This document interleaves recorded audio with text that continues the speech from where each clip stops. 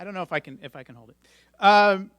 My name is Jeff Lewis, and I'm the chair of the Department of Political Science. We're here today, as I said, for the first of our You Heard It Here program. We're very excited by this program, and excited that it creates a venue for us to be in conversation with our alumni and friends in the broader community.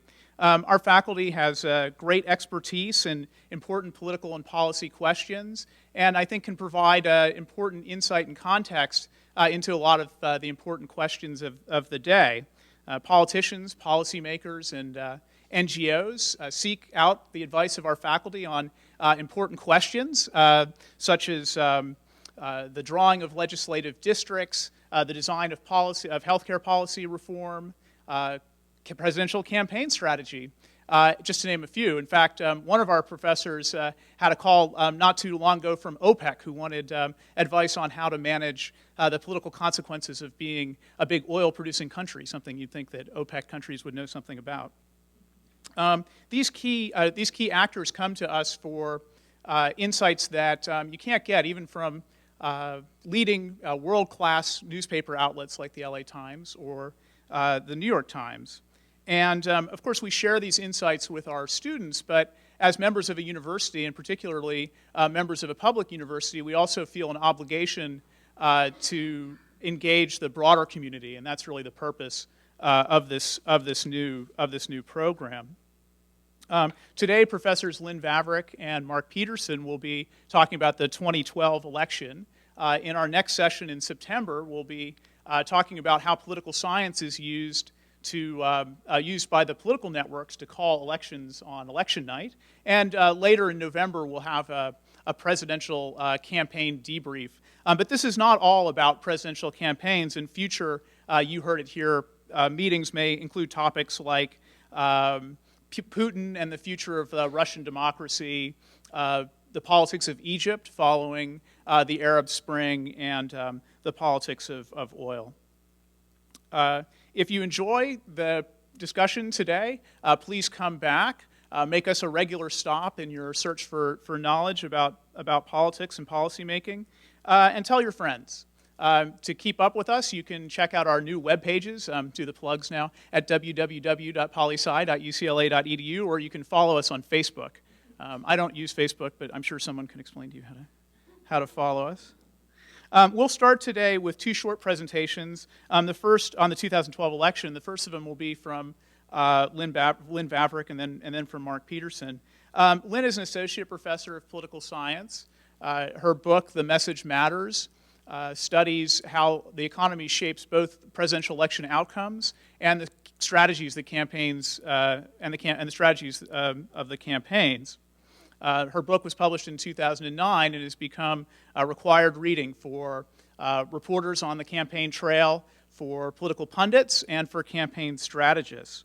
Lynn has been studying the 2012 campaign both by being embedded with several of the Republican campaigns, traveling around with them, and also by running surveys in conjunction with a book on the 2012 campaign that she's currently writing, that Princeton University Press will be publishing in serial form over the next few months. Mark Peterson is a professor of politics and public affairs. He's an expert in presidential politics and presidential congressional relations. I think particularly germane to this conversation, Mark is one of the nation's leading experts in the politics of healthcare and healthcare reform, of course, a major issue of this campaign. Mark is the author of several books related to the policymaking process, and his most recent book manuscript is related to the recent healthcare reform entitled "The Time Was Right: Political Context and Strategic Choices in the Long Road to Health Reform." And I apologize for having to read that. It's a somewhat long title. Following the presentation, we'll leave plenty of time for your questions and comments. So without further ado from me, I'll turn it over to Lynn. Thanks. Thank you, Jeff. I was pretty sure I did this right. Okay, there we go. Thanks, everyone, for coming out. So I'm going to talk for 20, 25 minutes or so about where we are in the process of the 2012 general election. So I've given this talk a number of times leading up to today, and I've always been able to be really provocative by saying, the nomination of Mitt Romney is inevitable. And everybody in the room would go, no, how can you say that? You know, and now that the nomination of Mitt Romney is inevitable, I feel like I have a lot sort of less of interest to say to you.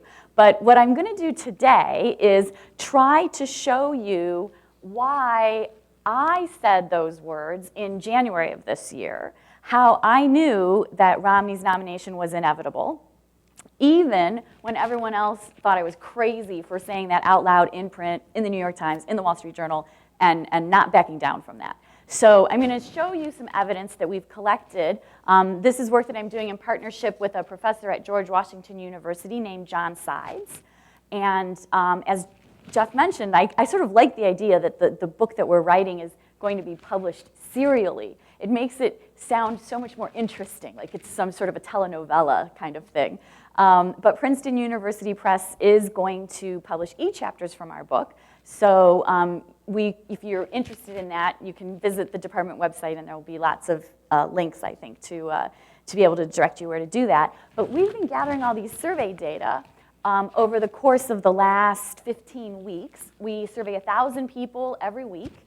And we've collected lots of other contextual data about the nomination process. And so what I'm going to do today is show you all of that and try to make the argument for why I understood this picture very early on.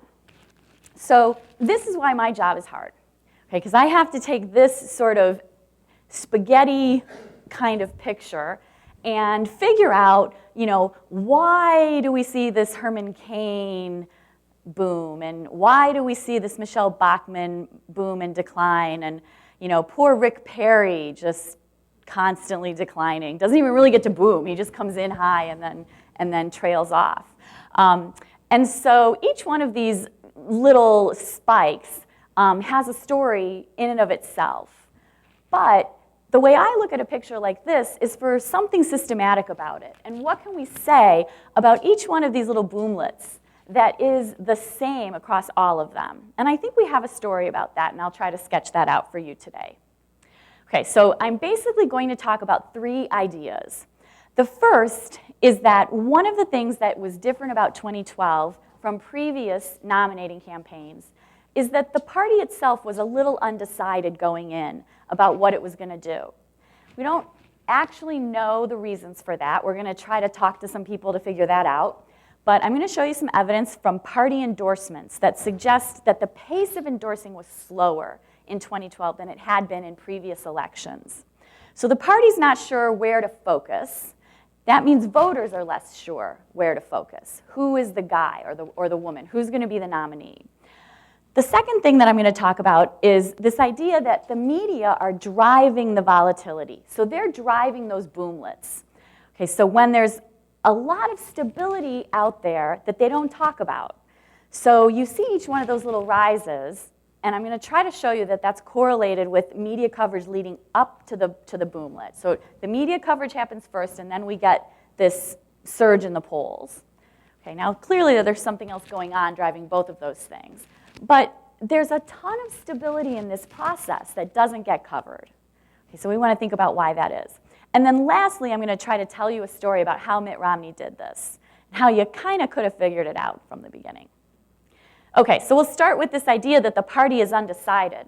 And so what I have for you here are data on the number of endorsements. So on the x-axis here, the number of governors, senators, or congresspeople who are endorsing candidates, any candidate at all. You're just making an endorsement. Okay, and then the people who were vying for the Republican nomination on the y-axis over time. So we'll go back to 1980. These data on 80 to 2008 were gathered by my colleague in the political science department, John Zoller, for a book called The Party Decides. So my title of this slide, The Party Is Undecided, is a little bit of a poke at John and his co-authors here. So you can see if you were writing a book in 2000, as they were, when over 200 endorsements. These are endorsements made by January 1st of the election year, so before the caucuses and primaries even start. So in 2000, 200 endorsements of George Bush had been made before the Iowa caucus. So if you were writing a book about the nominating process in 2000, you might have looked at those data and said, it looks like the party decides and focuses on someone, and then all the media coverage is about that, and that guy goes on to get the nomination. So there's a good number of endorsements in 88 for the nominee and 96 for the nominee, all of this before the primaries and caucuses start.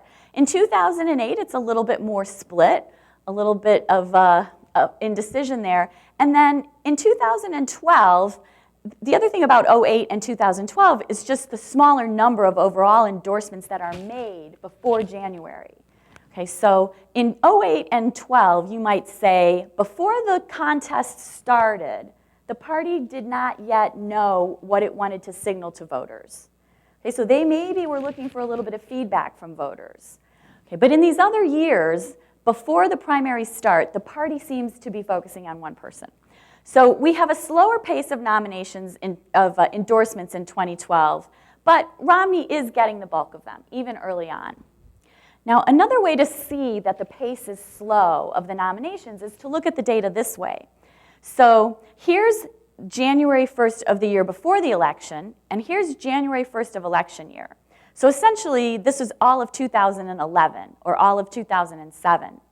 And what I'm plotting for you again are the number of endorsements, and then each year.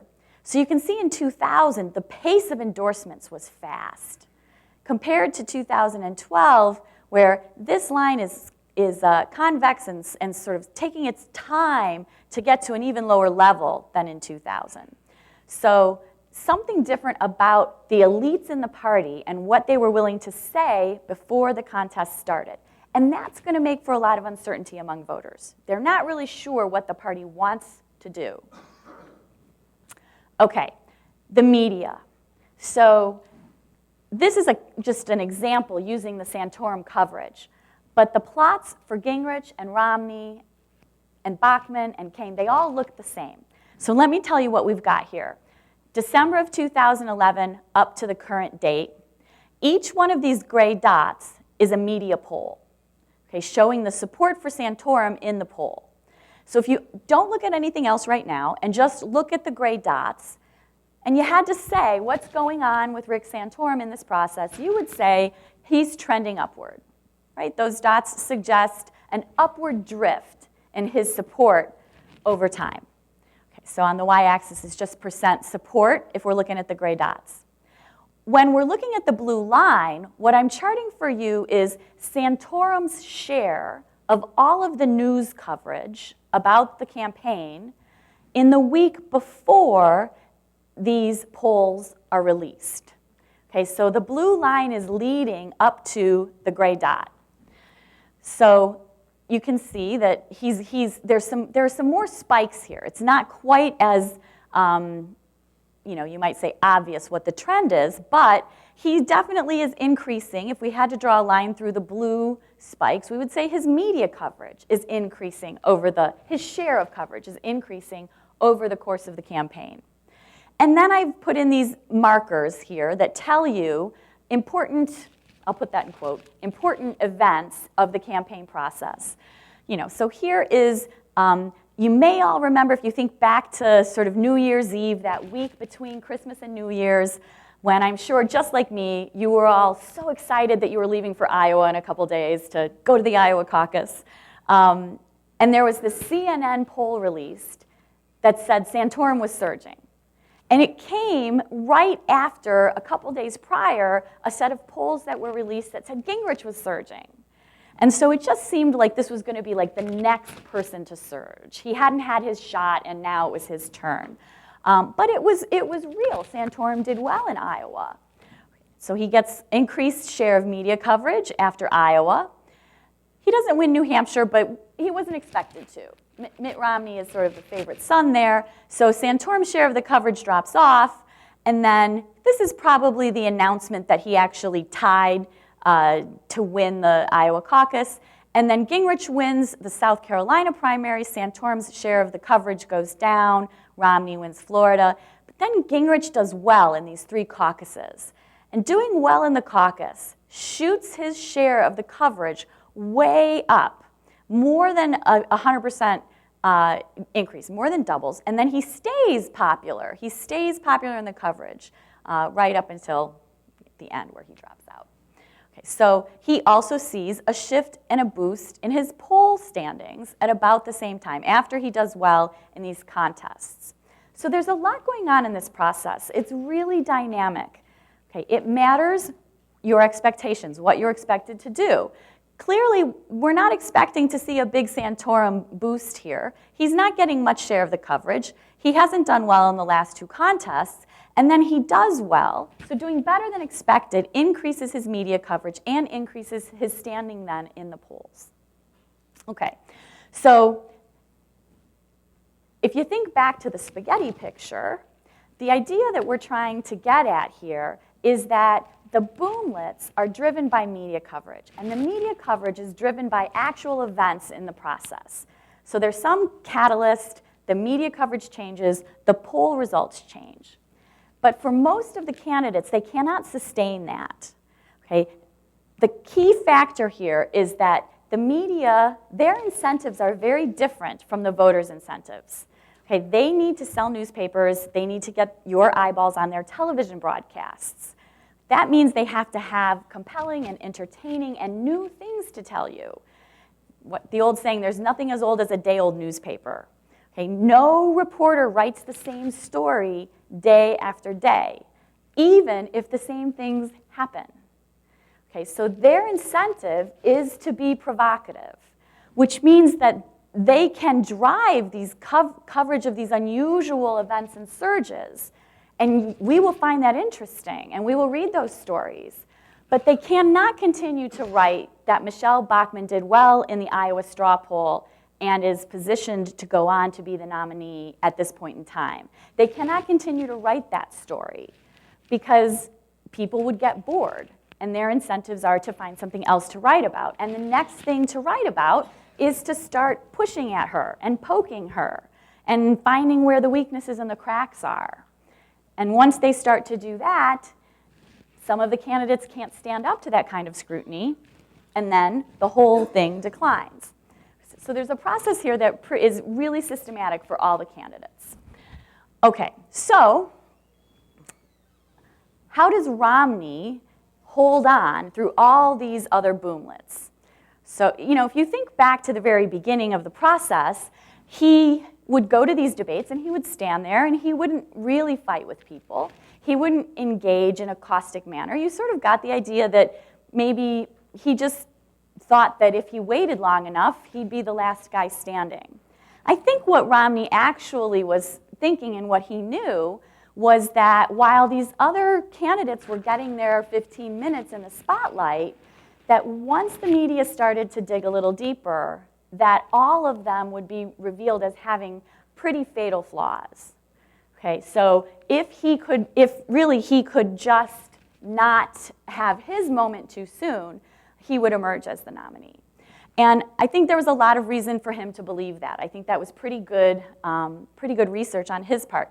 So what I have for you here, these are the candidates, the preferences that people told us which candidate they wanted to win the nomination in December of 2011. So we went to everybody and we asked them in December of 11, who do you want to win? Okay, so the way to read this table is to read across the row, and then these are the candidates people who preferred Romney in 2011 in December, who do they prefer as we're in the primary process in 2012? So we interview everyone again at some point between January and today. Everyone's getting interviewed again. Okay, so have you moved off of your initial preference? So for people who told us they preferred Romney in December and still prefer Romney in 2012, how many people is that? That's 77% of his initial support stuck with him. Okay, 3/4 of his initial support stuck with him. He is not bleeding people. Let's look at the comparable number for Gingrich. If you were a Gingrich supporter in December of 2011, right, only 64% of those people stuck with Gingrich.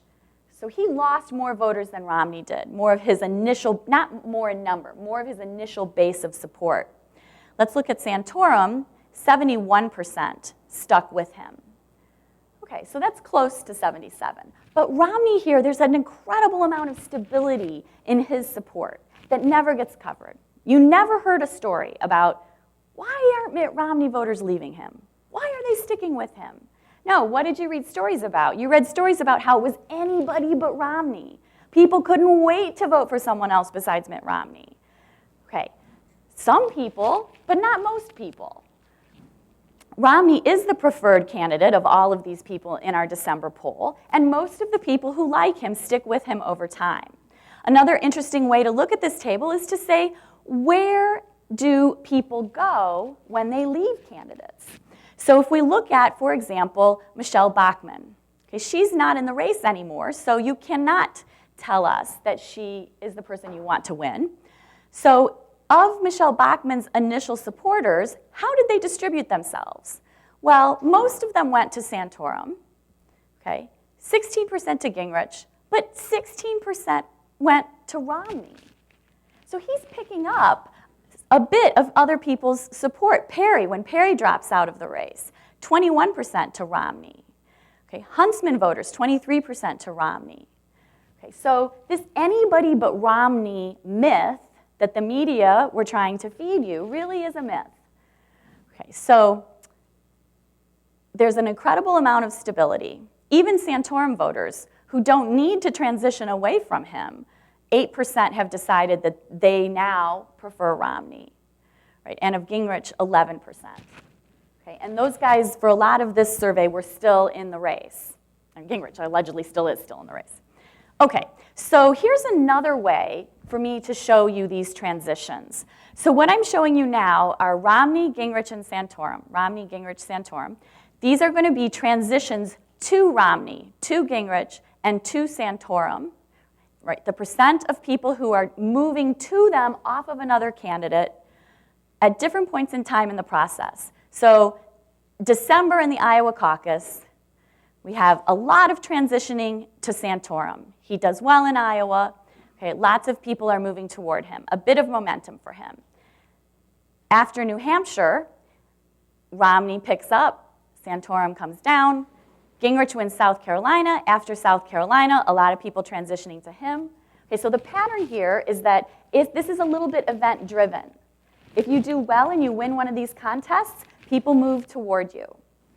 Okay, when we get to Florida, the Colorado, Minnesota, Missouri caucuses, right, things kind of even out after Romney wins Florida, but he's picking up more. Santorum's benefiting from these caucus wins.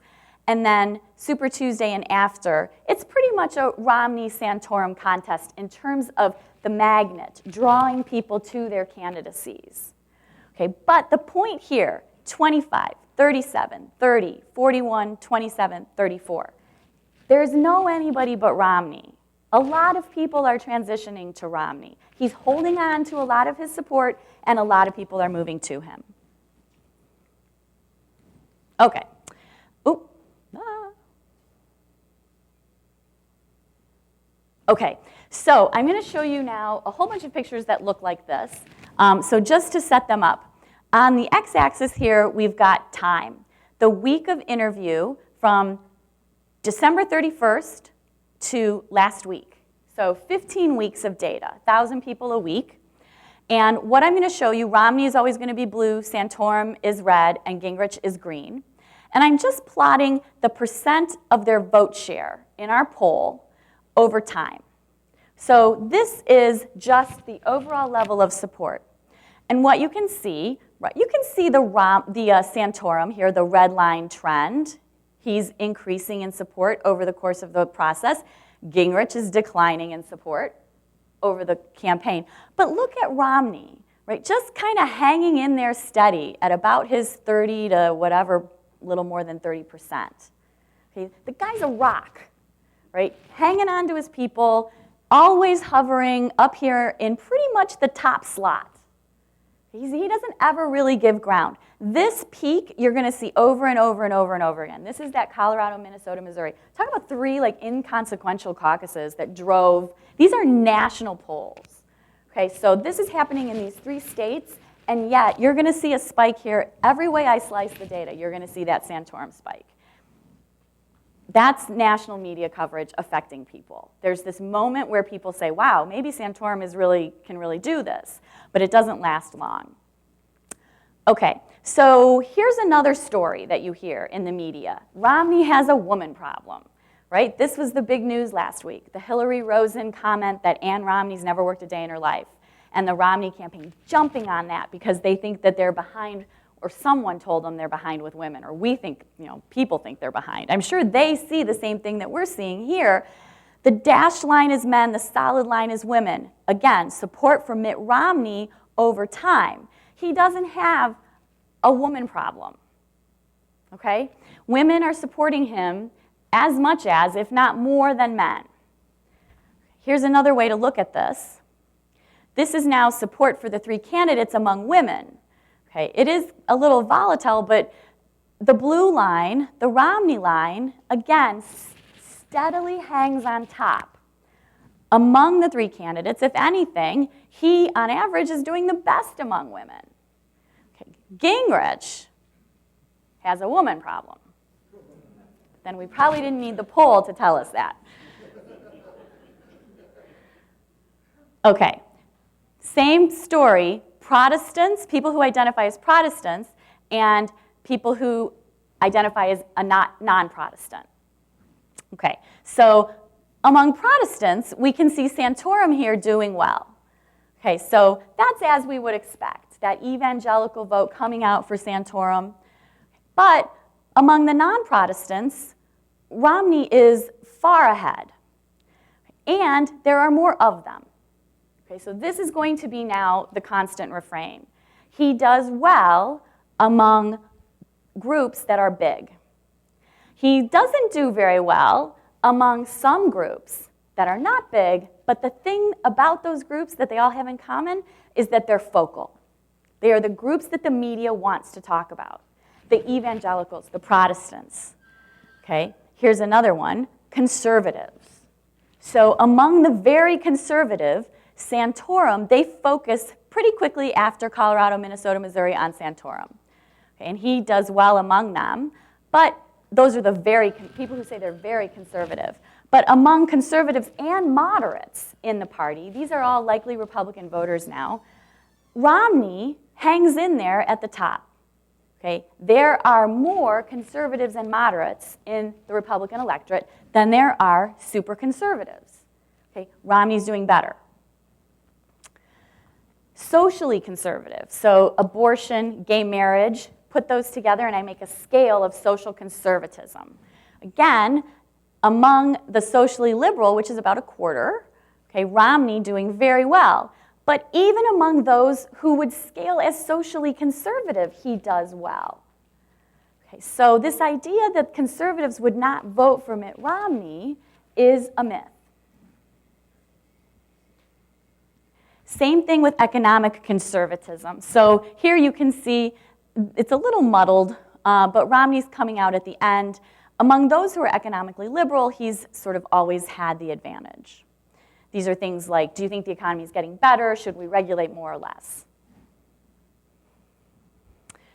Tea Party support. Okay, if you are involved with the Tea Party, you like Santorum more. Gingrich in the beginning, Santorum in the end.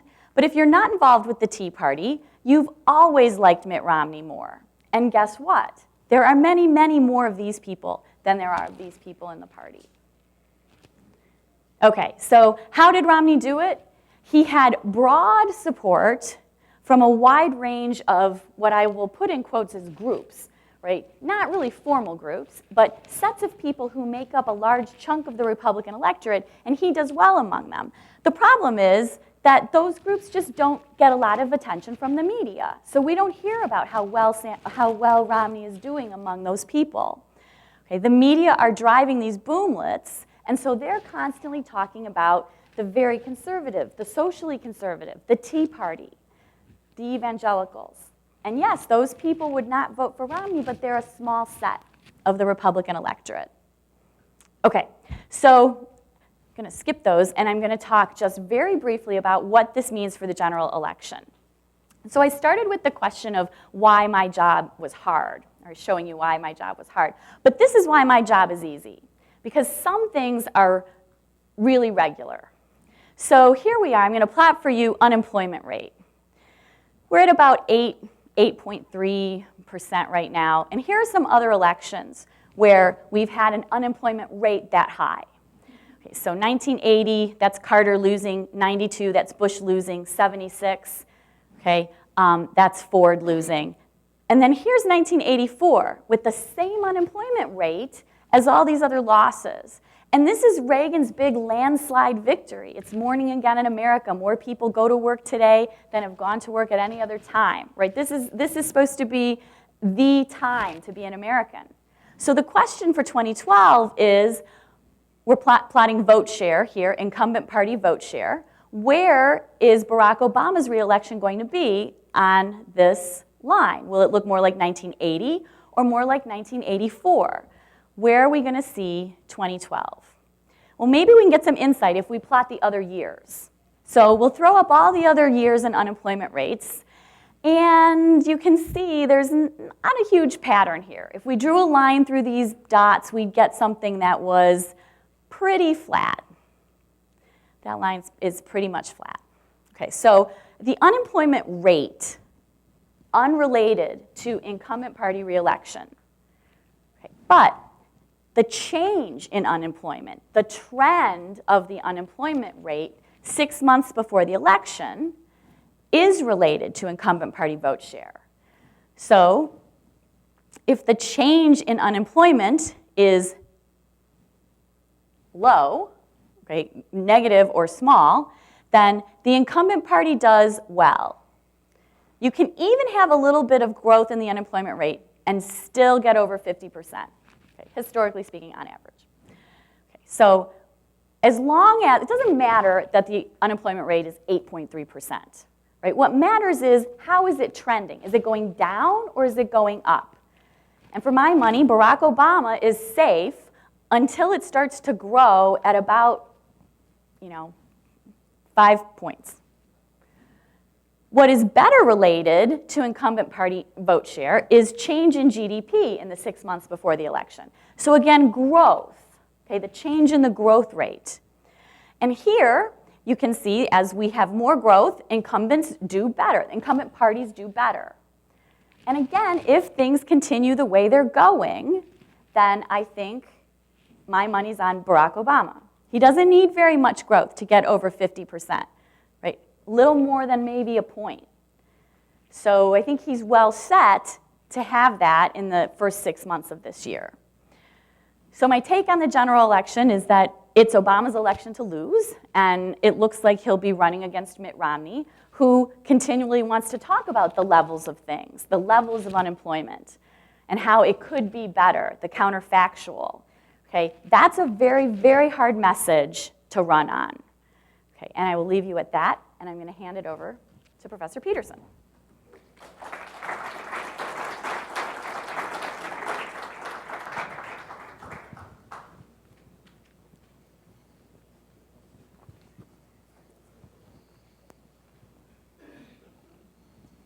Thank you.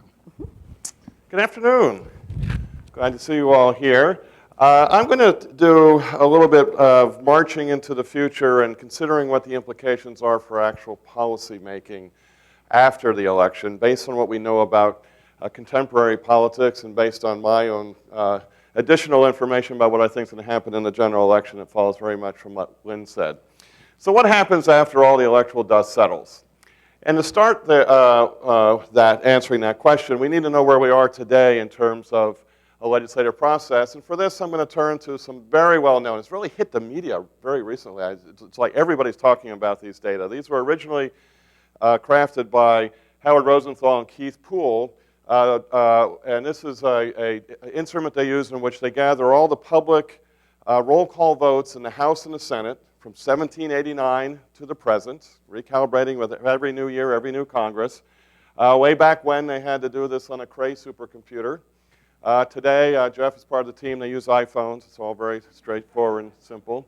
It's a very complicated process, but basically what it does is it takes roll call votes of members of Congress, and in one dimension, the DW nominate first dimension, it identifies where you can plot members of the House and the Senate along a scale that captures, in a sense, the fundamental economic issues, whether you are a liberal or conservative, left or right, in terms of how big a role should the government play in the economy, how much regulation should there be, to what extent should the government be involved in social policy issues, what should be the level of taxation. This is the basic, old-fashioned, everybody understands, liberal, conservative, economic role of government dimension.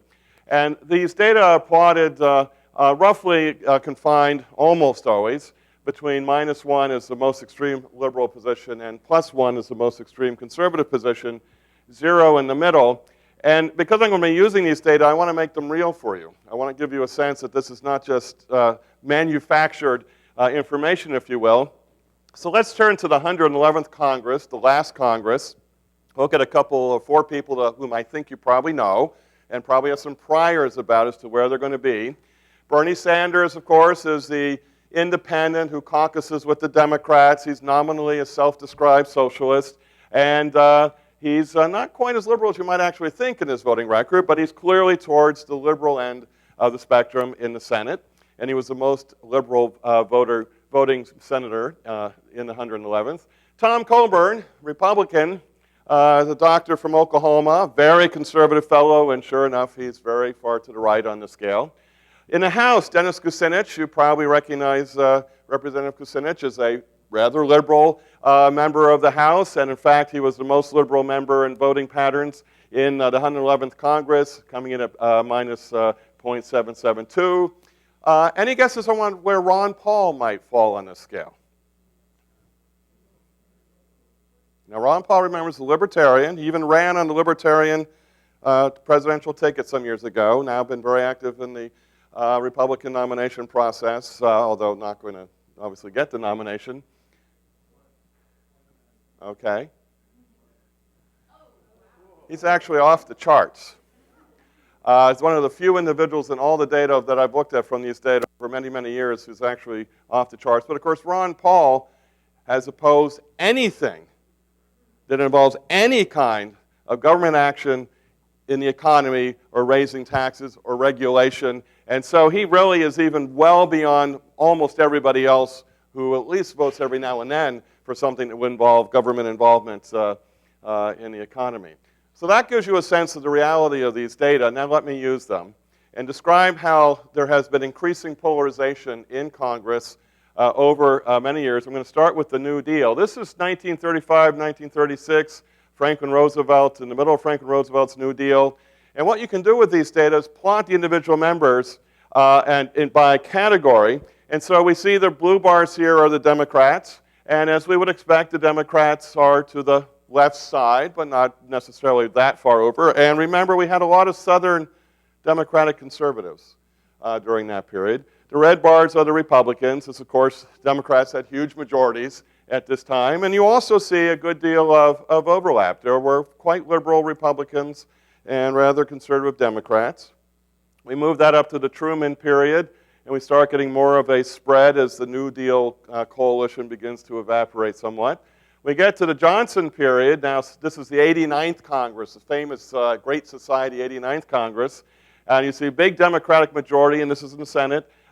Still a good deal of overlap. There's some fairly liberal Republicans over there and some really conservative Democrats. Then we get to the Nixon-Ford period, similar kind of overlap. And then we're going to jump, and this is, by the way, one of the main years in the Nixon administration, presenting some rather significant domestic policy proposals. Then we get to the Clinton period. And we see the Congress that Clinton was dealing with in the Senate was starting to look a little bit more polarized. Very few people in the center. Democrats are really anchoring left, Republicans more anchoring right. Now we get to 2009, 2010, the great year, 2010, the year of the votes in 2009 on the health care reform plan. And what we find is a real movement away from one another. For those of you who are curious, here we have Ben Nelson and Olympia Snowe holding hands in the center. And then we have data from the first year of this current Congress from 2011, and what we see is no one's holding hands any longer. There's a real division, space developing between the two parties. Now, we go through the House, we see a similar pattern. Here again is the New Deal, and over time, some shifts, the big Democratic majority in 65, 66, more of an even spread in 73, 74, overlap. Clinton, beginning to really see bifurcation. We get to the Congress that passed health care reform and other things, and there's actually no overlap between the two parties. And we get to 2011, and there's real space between the two, and you can see that now the Republicans have a majority. But these are two parties now that have really separated from one another. So imagine what that means. What are the implications for how you do policymaking? What are the implications for finding common ground? What are the implications for saying both sides have to give? Well, both sides are so far apart that giving becomes very difficult. Now, this hasn't been an equal shares thing. You'll see that if you plot from the New Deal to the 111th Congress, the last Congress, Democrats move to the left and Republicans move to the right, as these are their median positions. And that happened in both the Senate and the House. In the House, the Republicans have really moved to the right quite dramatically. And what's interesting, if you plot where the parties were in 1974, 75, the Democrats did most of their movement ideologically between the New Deal and the 70s. The Republicans did all of their movement from just around the late 70s. And something happened at the end of the 70s. 1980, Ronald Reagan got elected.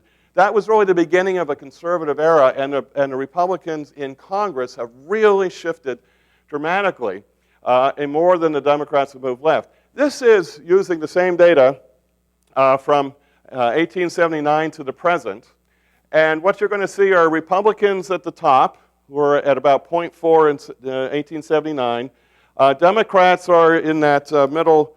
That's the whole Democratic Party there. These are the Southern Democrats, who back then were actually on this scale more liberal, Northern Democrats. But watch what happens over time. When I was growing up, this is the world here where I was growing up, where Southern Democrats were pretty important. Democrats were fairly liberal. Republicans had become closer to the center. And now we have a separation where the median Republican is at 0.6 on that scale, and the median Democrats at minus 0.4. So the Republicans are more conservative and have moved more conservative than the Democrats are liberal and have moved liberal. That space is unbelievable. Thinking again about how you put together policies. So what's what's going to happen?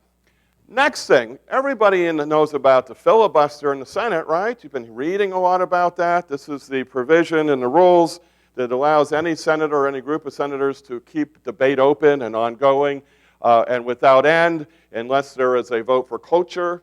And since 1974, the vote for cloture requires 60 senators to say they want to vote to end debate. When I was growing up, which is back in this period back here, the filibusters weren't used very much. They were primarily the tool instrument of particular small constituencies or individuals who wanted to stand in the way of something. And of course, at that time, the big issue was Southern conservatives, Southern segregationists, using the filibuster to block civil rights legislation. That was the theme. Neither party used the filibuster as a formal instrument of opposition, as an opposition party. That began to change as we moved later into the 70s and 80s and 90s, where the red periods where Republicans were using the filibuster, blue Democrats using the filibuster. And what you see is there's certainly an elevation of the filibuster as an instrument, but it's nothing like what we have today. The filibuster has become the daily, weekly, fundamental, of course we're going to use it in opposition by the opposition party in the Senate.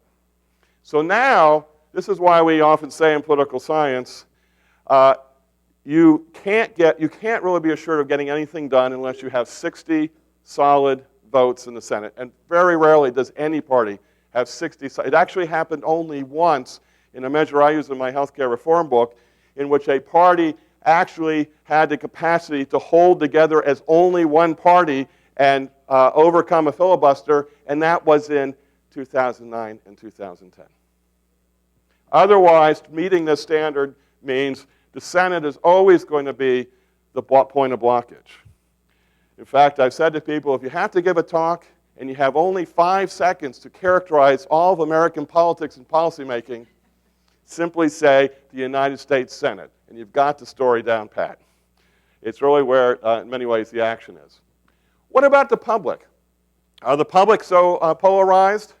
Well, it's a much more complicated and interesting question in a way.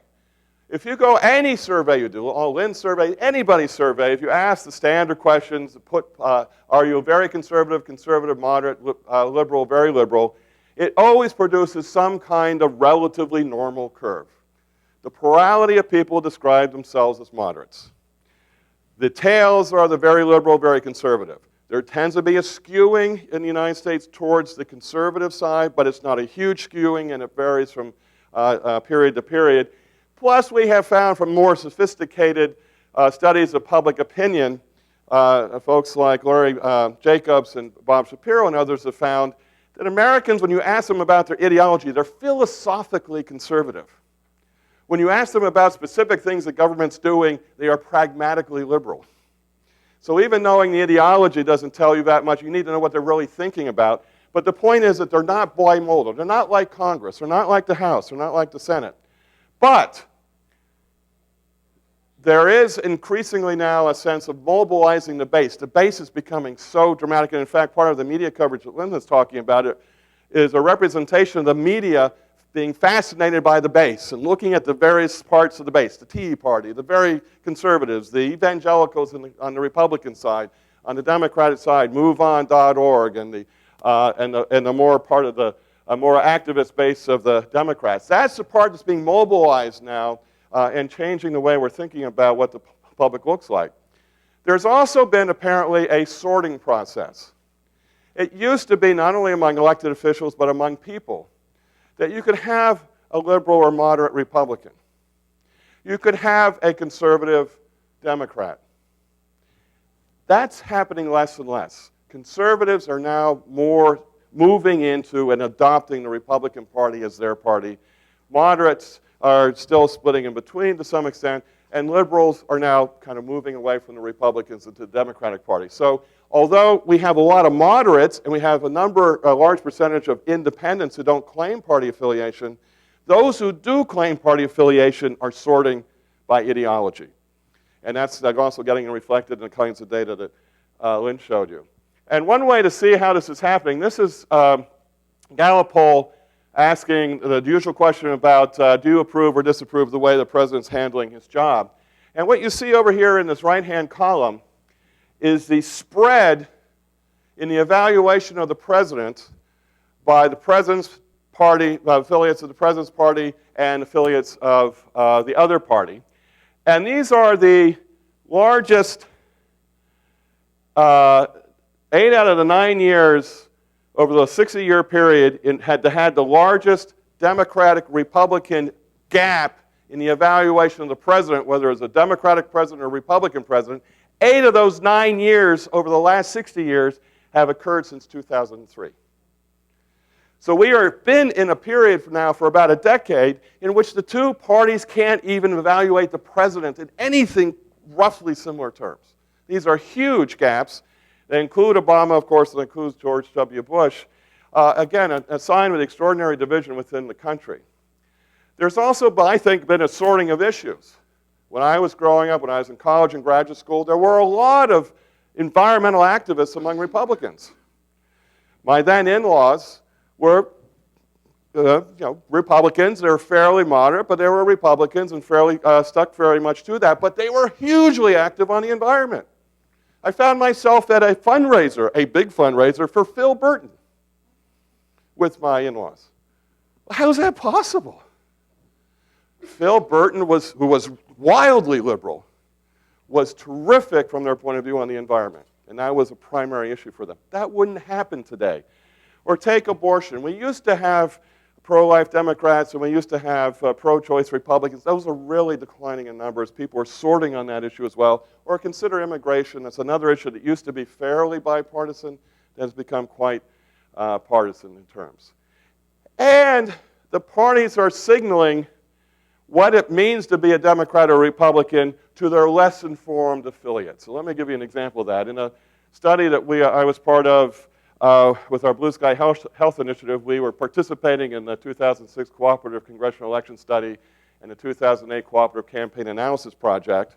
And one of the things that we asked in these two different years, 2006, 2008, was people's positions about overall, both in detail and also overall, government intervention in the world of healthcare, the realm of healthcare. And if you look at 2006, which is a congressional election, a low information election, and an election in which healthcare was not on the agenda, what you find is that Republicans who were pretty poorly informed about politics were just as likely as Democrats over here to favor government intervention in healthcare. It was only the most informed Republicans politically who were most opposed to government intervention in healthcare. 2008 is a presidential election. It's a major election. It's a big coverage election. It's what we say in political science. It's a salient election. And healthcare was front and center in that election. And it was pretty clear if you're going to be a Republican, what was your position on healthcare? You didn't have to be poorly informed or well-informed about politics. You knew on that issue as a Republican, you were much less likely than a Democrat to support government intervention in the healthcare system. So there's more signaling going on, or is that kind of signaling?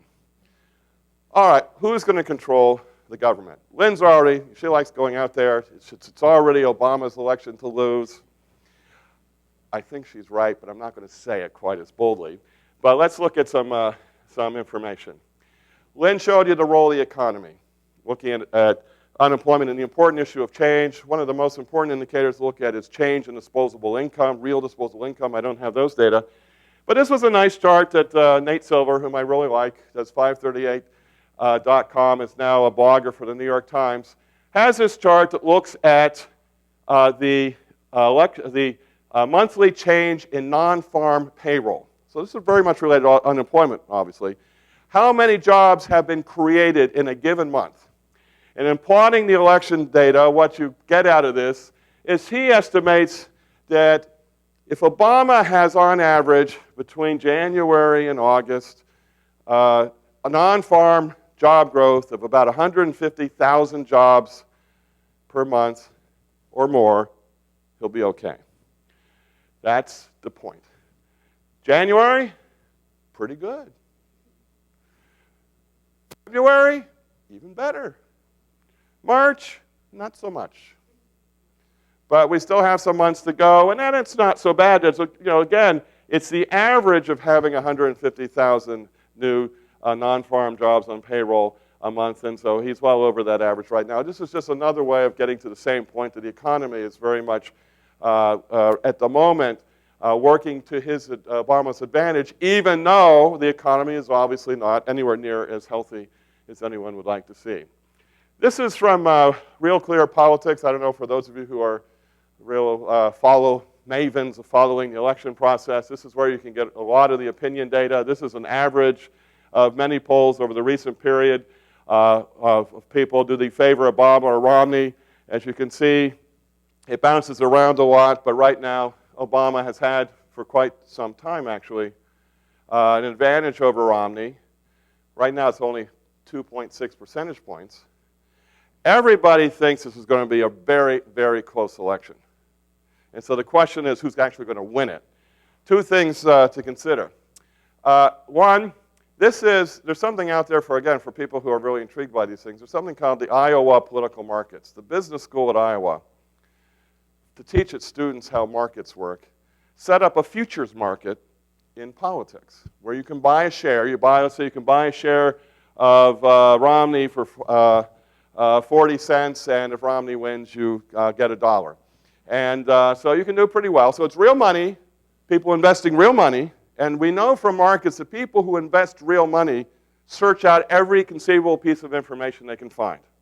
So these become fairly reliable, most informed indicators of where an election process might be going. And what we see is in the winner-take-all, for quite some time now, Obama has been doing quite well. And this would be Romney, of course. And so Obama, in the market signaling right now, is doing quite well. If you go to the vote share, very small vote share difference. But in terms of who's likely to win the election, it looks like it's Obama. This is from Real Clear Politics, the most recent presentation they have of where the Electoral College votes are. Remember, this is where actually people are elected in the Electoral College. By this reckoning, Obama has 227 Electoral College votes likely, another 56 leaning towards him, 66 leaning toward him. There are 141 toss-ups, and Romney has got only 170 plus 33 leaning his way. And there are about 11 toss-up states. Others are saying there are 9 toss-up states. If you go to the Cook Political Report, which is another major report here, Cook puts Missouri not as a toss-up, but as leaning Republican. New Hampshire not as a toss-up, but leaning Republican. And Wisconsin not as leaning Democratic, but a toss-up. And so there's some differences. But right now, there looks to be a reasonably good advantage for the president. He could obviously lose all these toss-up states, in which case he's toast. But these are also all states that he did, except for Pennsylvania, I can't remember. He did win most of these, and some of them by significant margins. So we'll have to see how that plays out. But again, right now, the map looks good for Obama. How about Congress? This was from the New York Times a little while ago. This is the famous story where Congress never does all that well in public opinion polls, but it went down to 9%. 9% approval. And the major question that smart people asked at that moment was, who are these 9%? Where are they living? And right now it's running at around 13%, but Congress is not very popular. It's really historically unpopular, so who's going to get blamed for that? And that's hard to really know. These are the polls right now about will you support a generic Republican or generic Democrat in the upcoming election. Right now, Republicans have jumped way ahead being 1.8 percentage points. So the scale is really wide, and so basically it's pretty evenly split as to how people are going to vote in the House. This is the aisle electronic markets again, and basically the blue line is the expectation that the Republicans will hold the House. The black line declining here is that Republicans will gain seats, and this red line has gone up a little bit, is that Republicans will lose the House. Best estimate, Republicans will hold the House but lose seats. This is the Senate. Looked like the Democrats were definitely toast. This is the Democrats losing the Senate, but a few things have happened to have changed a little bit the probabilities of that. There's a bit of an uptick in the Democrats holding on. They certainly won't gain any seats, so this is really going to be where much of the action is going to be. And of course, the big thing for the Democrats is they have 23 seats they have to defend right now, and the Republicans have only 10, and out of those 23 seats, 7 incumbents have already retired. So the Democrats are already at a disadvantage, and that's why you see these numbers, but it's amazingly gotten a little bit closer. So what comes out of this? What are the scenarios? I think the most likely scenario is President Obama is reelected. We have a Republican House, but with a smaller margin, and a GOP Senate, probably not by much at all, certainly not enough to squelch a filibuster. That's basically what will happen. Legislative stalemates, we'll have more government shutdown showdowns, lots of stern and whatever the expression, what is it? Boy, how can I forget here? We'll have a lot of dust moving around, but not much action. Lots of investigations of the administration, lots of big fights over executive appointments and judicial nominations. But I will say right here, it's the end of the high-end Bush tax cuts. You heard it here first. And because I think the Democrats won't allow them to continue. And we'll have spending cuts that are more limited. It won't be anything like the Paul Ryan budget that's been passed in the House. And we'll get more centrist court appointments as the president tries to move somebody through. That's the first scenario. That's the one I think is most likely. Not a pretty picture. But next one is most likely after that is a sweep by the Republicans. President Romney, GOP House, but with smaller margin, GOP Senate. What do we have here? Well, a lot depends on if anybody actually knows what Romney believes in and what he'd want to do if he's president. Please let me know. I'm really not certain. He thinks the Paul Ryan budget is marvelous, as the president quoted. So that could mean really trying to privatize Medicare, huge cuts and blockading of Medicaid, getting rid of a lot of the financial reforms, going after the EPA, lacerating a lot of the safety net, big tax cuts, especially for the more affluent. But frankly, Romney is a pragmatist. He's driven more by data than anything else. Data and ambition, interesting combination. And the problem is going to be he's going to have a House majority, if it's in this scenario, who's been very frustrated with Obama, who's wanted to transform the world, and now their guy's in, and sure as hell he better transform the world with them, or they're going to be very agitated.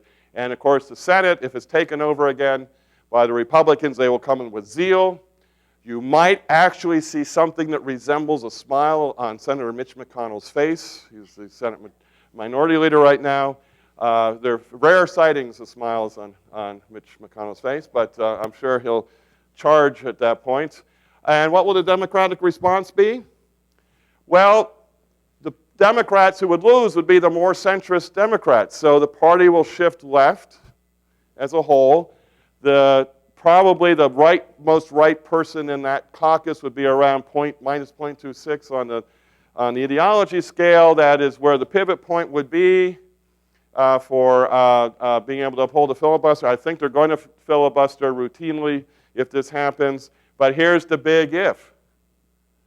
Also conservative quarter point. Here's the big if. Will the Republicans end the filibuster? Will they get rid of the rule that allows for unending debate without cloture? And I've got some friends in Washington who think they will. That will be a fundamental transformation of American politics in one of the most divisive times in American history. It will be blood on the floor. It'll be interesting for observation. Scenario 3, Democratic President Obama, Democratic House by a very narrow margin, and a Republican Senate. Limited action on anything, stalemate again, court fights about political nominees, and everybody will be looking to 2014 because it didn't get settled in 2012. So now we'll look to 2014, and there again, the Democrats have 20 seats up, and the Republicans only 13, so the whole fighting will be put off to the next round of elections. Or maybe we'll have a replay of what happened after '94, when Republicans took majorities in the House and the Senate for the first time in 2 generations, came in under the leadership of Newt Gingrich, as Speaker in the House, proposed a dramatic agenda, got beaten back by Bill Clinton, and then they all came back together again in the 105th Congress and, for instance, passed the Balanced Budget Act of 1997 by overwhelming votes from both parties. Kind of doubt it, but it's not impossible. Okay, I'll stop there. Thank you.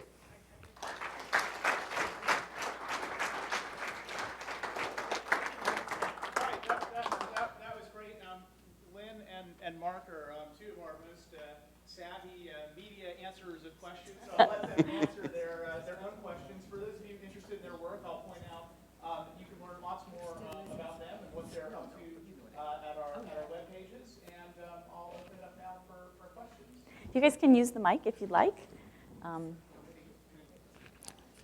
little high for me. I think we can. How about if we just take it out and then you guys can hand it around? Sounds good. Okay. Okay, can you hear me? Yes. My question